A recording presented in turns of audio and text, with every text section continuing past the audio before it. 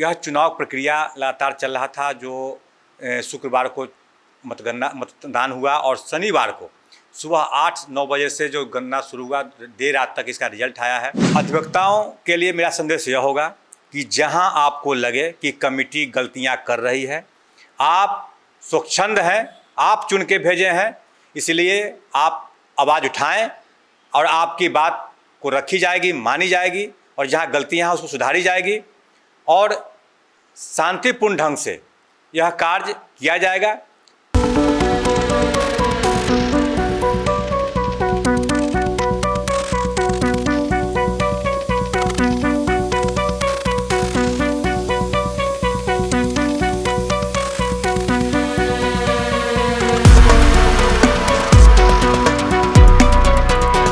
नमस्कार, आप first look Bihar देख रहे हैं और मैं हूं अभिषेक रंजन। कल देर रात बार एसोसिएशन यानी मुजफ्फरपुर जिला बार एसोसिएशन का जो है रिजल्ट सामने आ गया है। 32 पद पर 106 उम्मीदवार थे और हमारे साथ बातचीत करने के लिए मुजफ्फरपुर के अधिवक्ता है सुधीर कुमार ओझा, सीनियर अधिवक्ता है। दूसरी बार कोषाध्यक्ष बने हैं, दूसरी बार जीते हैं। इसके साथ ही बता दें कि अध्यक्ष और महासचिव भी दूसरी बार यहां से चुनाव जीते हैं और भी कई उम्मीदवार सामने आए हैं, जो नए चेहरे भी सामने आए हैं, चुनाव जीते हैं। इनसे ही जानते हैं कल का चुनाव कैसा था। इस चुनाव में काफी ज्यादा लोगों में भी काफी ज्यादा जो अधिवक्ता है उनमें काफी ज्यादा रुचि देखने को मिला है चुनाव को लेकर, वोटों को लेकर, और देर रात तक कल गिनती होती रह गई। सबसे प्रणाम। सर्वप्रथम सभी अधिवक्ता बंधुओं को, जो सम्मानित अधिवक्ता बंधु हैं, उनको मैं धन्यवाद देता हूँ कि बहुत शांतिपूर्ण चुनाव हुआ और मुझे भी दोबारा चुनने के लिए उन सभी को धन्यवाद और बधाई है। यह चुनाव प्रक्रिया लगातार चल रहा था जो शुक्रवार को मतदान हुआ और शनिवार को सुबह 8-9 बजे से जो गणना शुरू हुआ, देर रात तक इसका रिजल्ट आया है। इसमें 32 पोस्ट में आपको मैं बता दूं कि प्रेसिडेंट के पोस्ट में जो पूर्व के प्रेसिडेंट थे रामकृष्ण ठाकुर राम बाबू, वह जीते हैं अजय नारायण सिन्हा जी को हरा करके। महासचिव के पोस्ट पर सचिता बाबू, जो कि पूर्व में भी महासचिव थे, प्रवीण कुमार जी को हरा करके उन्होंने जीता है। और कोषाध्यक्ष में मैं दोबारा चुना गया हूं और सुनील कुमार श्रीवास्तव को दोबारा हरा करके मैं इस पद पर आया हूं। इसके साथ ही 3 उपाध्यक्ष का चुनाव हुआ है, जिसमें जयमंगल बाबू दोबारा इस पोस्ट पर चुन करके आए हैं और नए में केशव कुमार के साथ साथ उपाध्यक्ष के पद पर विनोद कुमार जो हैं वह चुन करके आए हैं। ज्वाइंट सेक्रेटरी में 3 पोस्ट का भी चुनाव हुआ है। 3 पोस्ट में दीपक कुमार दोबारा चुन करके आए हैं। वहीं 2 नए व्यक्ति विभूतिनाथ झा और सुशील कुमार, यह दोबारा प्रथम बार फिर चुनाव करके आए हैं। ज्वाइंट सेक्रेटरी के साथ साथ सहायक जो सेक्रेटरी है उसमें भी 3 पोस्ट है और इस 3 पोस्ट में सहायक सेक्रेटरी में दीपक कुमार, श्वेता कुमारी के साथ साथ भारत भूषण चुन करके आए हैं। और कमेटी का सदस्य जो है उसमें आपको प्रीति कुमारी, बेबी कुमारी, शिल्पी कुमारी के साथ अरविंद, अकील, आशुतोष चंदन और दिलीप कुमार चुन करके उसमें आए हैं। और निगरानी कमेटी का भी चुनाव हुआ है। निगरानी कमेटी में जयचंद्र सहनी के साथ साथ प्रवीण कुमार और शिशिर कुमार चुने गए हैं। ऑडिटर में ऑलरेडी बिना मतदान हुए, चूँकि 2 पोस्ट था और 2 ही व्यक्ति नामांकन किए थे, पंकज कुमार और वीरेंद्र कुमार, दोनों ही निर्वाचित घोषित हुए हैं। पुस्तकालय कमेटी में भी 2 सीट था, जिसमें नीरज कुमार और राजकुमार शर्मा दोनों निर्वाचित हुए हैं। तो 32 पद पर चुनाव संपन्न हो गया है। इसके साथ ही जो ऑडिटर पुस्तकालय था वह निर्विरोध चुना गया, क्योंकि 2 पद दोनों में था, 2 ही उम्मीदवार दिए थे। और बकिए में चुनाव में जितने भी उम्मीदवार थे बहुत ही शांतिपूर्ण ढंग से, बहुत अच्छे ढंग से अधिवक्ताओं ने सब लोगों को अपना अपना, जिनको लगा कि यह कार्य कर सकते हैं, उन्होंने चुनाव जिताने का कार्य किया है। जहाँ तक मैं बता दूं आपको कि आने वाले दिनों में जो कमेटी नई बनी है, हम समझते हैं कि अधिवक्ताओं के हित में ही कार्य होगा और भ्रष्टाचार पर अंकुश लगेगा।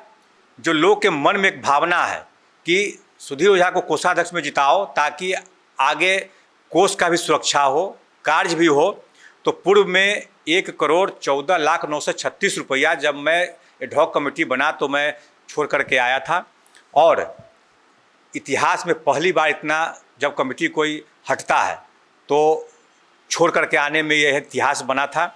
और मैं चाहूँगा कि अधिवक्ताओं के हित में उसके मान सम्मान, जैसे न्यायालय में जो न्यायिक प्राधिकारीगण है और अधिवक्ता के बीच समन्वय स्थापित हो, उनका मान सम्मान न्यायिक अधिकारी के द्वारा की जाए, पेशकार के द्वारा जो स्थितियां हैं उसको दुरुस्त किया जाए ताकि सम्मान अधिवक्ताओं का रहे। और नकल नवीसी में सबसे स्थिति भी खराब है। उस नकल नवीसी में एक नकल लेने के लिए आपको महीनों इंतजार करना पड़ता है, उसकी स्थितियां ठीक हो। इसके साथ ही अधिवक्ताओं के हित में, कल्याण में जितने भी कदम उठाना है वह उठाया जाएगा। आप लगातार पिछले बार जब चुनाव हुआ था कुछ गड़बड़ी को लेकर पिछले बार आप लगातार आवाज भी उठा रहे थे, और इस बार क्या चुनौती रहेगी? नई चुनौती की चुनाव तो हो गया, रिजल्ट भी आ गए सामने, अब नई चुनौती क्या हो गया? क्या समस्या है जो मतलब कि इसका दूर का निदान करने के लिए विचार करेंगे, मंथन करेंगे? देखिए, पिछले बार बार काउंसिल का चुनाव हुआ था और बार काउंसिल के चुनाव में यह मामला आया कि बहुत धांधली हुआ है। मैं उसके लेकर के ट्रिब्यूनल 3 में जो बार काउंसिल ऑफ इंडिया में है उसमें मैंने याचिका किया। याचिका करने के बाद उसमें गजट पर रोक लगा दी गई। कंटेम्प्ट का प्रोसीडिंग भी सबको नोटिस हुआ है और वह मामला चल रहा है वहाँ। जब भी कोई गलत चीज़ होता है तो मैं आवाज़ उठाता रहता हूँ। और यहाँ चूँकि शांतिपूर्ण चुनाव संपन्न हो गया है तो अब विकास की बात होगी और अधिवक्ताओं की विकास की बात और कल्याण की बात होगी। ये बात सही है कि बहुत सारे परेशानियाँ हैं और बहुत सारे ऐसे दिक्कतें हैं जिसको दूर करना है और लोगों की अपेक्षा बहुत ज़्यादा है। उस अपेक्षा पर खरा हम पूरे कमेटी को उतरना पड़ेगा। और मैं दावा करता हूं कि इस कमेटी को जितना अधिवक्ता के हित की बात हो सकता है वही कार्य किया जाएगा। अधिवक्ता के अहित का एक भी कार्य मैं तो नहीं होने दूंगा।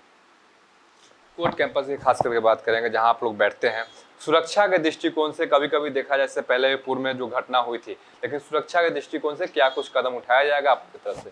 सुरक्षा के दृष्टिकोण से तो माननीय डीसी जज महोदया के माध्यम से कदम उठाया गया है और अंदर में जो बाहरी गाड़ियां हैं उसको रोक लगाई गई है। और अभी तो मैं समझता हूं कि सुरक्षा के दृष्टिकोण से बहुत चुस्त दुरुस्त है, उसमें कहीं कोई फेरबदल करने की आवश्यकता नहीं है। लेकिन अधिवक्ताओं के जो साइकिल स्टैंड, गाड़ी स्टैंड है, कुछ तो डीसी जज महोदय के माध्यम से मुहैया कराया गया है। लेकिन भविष्य में आपको, जैसा कि मुझे जानकारी है कि 23 मई को आपको केंद्रीय विधि मंत्री यहाँ आने वाले हैं मुजफ्फरपुर में। एक भव्य बिल्डिंग अधिवक्ताओं के बैठने के लिए यहाँ के जो राज्यसभा MP हैं और मंत्री हैं राजभूषण जी, उनके द्वारा बहुत बड़ी पहल की गई है और बहुत बड़ा फंड दिया जा रहा है जिसमें 5 तल्ला बैठने का बिल्डिंग का निर्माण की बात चल रही है। हम समझते हैं कि हम लोग के रीजन में वह जल्द ही पूरा होगा और बैठने की समस्या भी अधिवक्ताओं का निदान हो जाएगा और जो पार्किंग की व्यवस्था है वो भी हम समझते हैं कि 100% उसका निदान हो जाएगा। आने वाले समय में ये समझा जा सके कि जो मुजफ्फरपुर कोर्ट है वो अब डेवलप भी होगा, वहाँ पे पूरी सुविधा होगी जो सुविधा और सब शहर में देखने को मिलता है। हाँ, एकदम। हमको जो लगता है कि अभी जो कमेटी बनी है वह पूरे लैस में अधिवक्ताओं के हित में काम करेगी और सारी सुविधाएं सबको मिलेगा। जो भी दिक्कतें हैं उसको दूर किया जाएगा और किया जाएगा ही नहीं, करना पड़ेगा। मैं भीड़ के करवाऊंगा। आपको भी बहुत बहुत बधाई हो। इसके साथ साथ जो भी अधिवक्ता जीते हैं उन सभी को बधाई हो। आखिरी सवाल यही रहेगा कि सभी के लिए क्या कुछ संदेश होगा, जो भी जनप्रतिनिधि जीते हैं उनके लिए क्या कुछ संदेश होगा कि किस प्रकार से सबके हित की काम हो? अधिवक्ताओं के लिए मेरा संदेश यह होगा कि जहां आपको लगे कि कमेटी गलतियां कर रही है, आप स्वच्छंद हैं, आप चुन के भेजे हैं, इसलिए आप आवाज़ उठाएं और आपकी बात को रखी जाएगी, मानी जाएगी और जहाँ गलतियाँ हैं उसको सुधारी जाएगी और शांतिपूर्ण ढंग से यह कार्य किया जाएगा। वहीं पर जो हमारे कमेटी के चुने गए लोग हैं उन सबसे भी अपेक्षा है कि अधिवक्ता का जो स्थितियाँ अभी है वह स्थिति बेहतर कैसे हो, इसको लेकर के हम सभी को आगे बढ़ कर के काम करना पड़ेगा और मिलजुल करके काम करना पड़ेगा। बहुत बहुत धन्यवाद। ये नमस्कार। बिल्कुल, तो आप सुन रहे थे सीनियर अधिवक्ता है सुधीर ओझा, इनको आप सुन रहे थे। और दूसरी बार जब कल चुनाव हुआ है जिला बार एसोसिएशन का, जब रिजल्ट सामने आया देर रात, तो दूसरी बार जो है कोषाध्यक्ष बने हैं। इसके साथ साथ और भी कौन कौन लोग जीते हैं इसका सारी जानकारी सुधीर ओझा जी दे रहे थे, पूरी तरह जानकारी दे रहे थे किस प्रकार से चुनाव हुआ और शांतिपूर्ण तरीके से चुनाव की बात जो है अधिवक्ता सुधीर ओझा कह रहे हैं। इनका साफ तौर पर कहना है कि शांतिपूर्ण तरीके से चुनाव हुआ है और देर रात रिजल्ट घोषित हुआ है। 32 पद पर 106 उम्मीदवार थे और शांतिपूर्ण से अब चुनाव संपन्न हो गया। इनका कहना है कि अब जो है अधिवक्ता के हित की बात होगी, अधिवक्ता के हित में काम होगा। इसके लिए हम लोग कमेटी गठन करेंगे और मंथन करके सबके साथ विकास की बात करेंगे। बने रहिए फर्स्ट लुक बिहार के साथ आगे भी खबरों के लिए। तब तक के लिए नमस्कार।